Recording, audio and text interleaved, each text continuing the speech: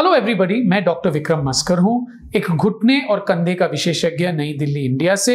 और इस वीडियो में हम बात करने वाले हैं नी के बहाव के घरेलू इलाजों के बारे में।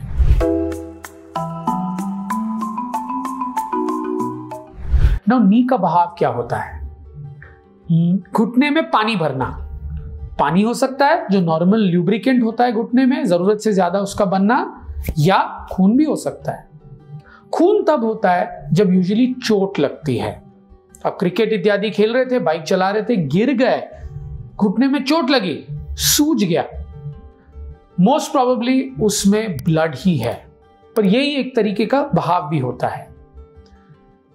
आपको कोई चोट नहीं लगी, धीरे धीरे से घुटने में सूजन आई है, आप तकरीबन 60-70 उम्र के हुए, तो ये most probably lubricant in excess होगा, कोई चोट के कारण नहीं है, और इसमें खून होने की कम से कम चांसेस है। दोनों काफी अलग है, एक चोट के कारण है, ये दूसरी चीज जो है ये अंदरूनी प्रॉब्लम के कारण है, डीजेनरेशन के कारण है, एजिंग के कारण है। चोट में क्यों होता है खून? क्योंकि जब चोट लगती है खून ही भरता है, खून ही निकलता है। दूसरे में ये लुब्रिकेंट क्यों भरती है?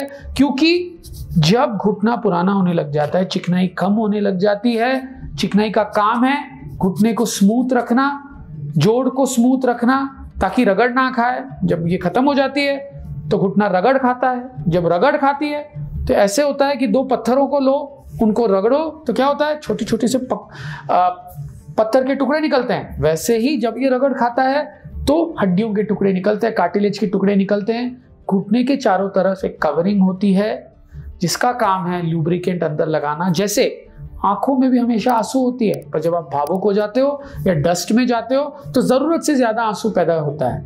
वैसे ही जब ये धूल उठती है घुटने के अंदर, ये इरिटेट करता है, ये लाल हो जाता है और इस जरूरत से ज्यादा लुब्रिकेंट लगाने लग जाता है। दोनों चीजें अच्छी नहीं है, फीलिंग भी अच्छी नहीं है। आपको लगेगा घुटना भारी है, अजीब सा लग रहा है, मूवमेंट भी कम हो गई है। पहले चीज, रेस्ट दो उसे, चलना फिरना थोड़ा कम करो।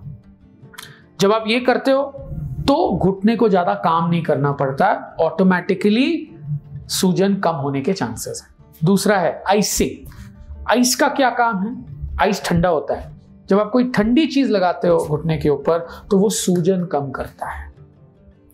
कंप्रेशन, तो क्रेप बैंडेज या आजकल ये स्लीव्स मिलती हैं, जब आप लगा देते हो, ब्रेस लगा देते हो, तो काफी हद तक सूजन कम हो जाती है, क्योंकि आप रेस्ट लेते हो उसे देखते हुए, और वो घुटने को जरूरत से ज्यादा मूवमेंट करने से रोकती है। और एलिवेशन, एलिवेशन मतलब एक दो पिल्लों के ऊपर अपने घुटने को लगा दो, क्योंकि जब एलिवेट होता है कोई भी अंग तो सूजन भी कम होती है। इसके साथ साथ कहीं एंटी इंफ्लेमेटरी पदार्थ मिलते हैं आपके फार्मेसी से, उसके लिए आपको एक प्रिस्क्रिप्शन चाहिए होगा अपने डॉक्टर के द्वारा। पहले जांच कराओ अपना, टू बी श्योर कि आपको क्या प्रॉब्लम है। ये सब इमरजेंसी वाली मैं आपको ट्रीटमेंट बता रहा हूं, रेमेडीज बता रहा हूं। तो कई ऐसे दवाइयां होती हैं जो सूजन कम करती हैं, एंटी इंफ्लेमेटरी दवाइयां बोलते हैं, उनको लेके सूजन काफी हद तक कम हो जाती है। अगर ये सूजन कम नहीं हो रही और उससे बहुत परेशानी हो रही है तो अपने डॉक्टर के पास आप जा सकते हो। और मेरी तरह मैं अल्ट्रासाउंड यूज करता हूं पहले देखने के लिए अपने ही क्लिनिक में कि कितना सूजन है। एक सुई लगाता हूं, लोकल एनेस्थीसिया लगा के, ताकि बिल्कुल दर्द ना हो, और उसे निकालता हूं। जब आप निकालते हो आपको पता चलता है ये क्या है, ये फ्लूइड। सरप्राइज नहीं होना चाहिए, खून है या लुब्रिकेंट है।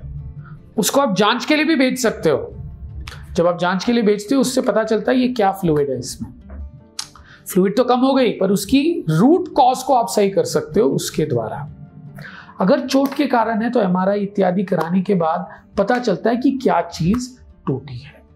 पर घरेलू इलाज वही है जो मैंने आपको बताया है, पर जैसे ये हो जाए अपने विशेषज्ञ डॉक्टर को जरूर दिखाइएगा। इसका रूट कॉज पता करना इंपॉर्टेंट है, क्योंकि जो बहाव है वो प्रॉब्लम नहीं है, वो कॉन्सिक्वेंस है।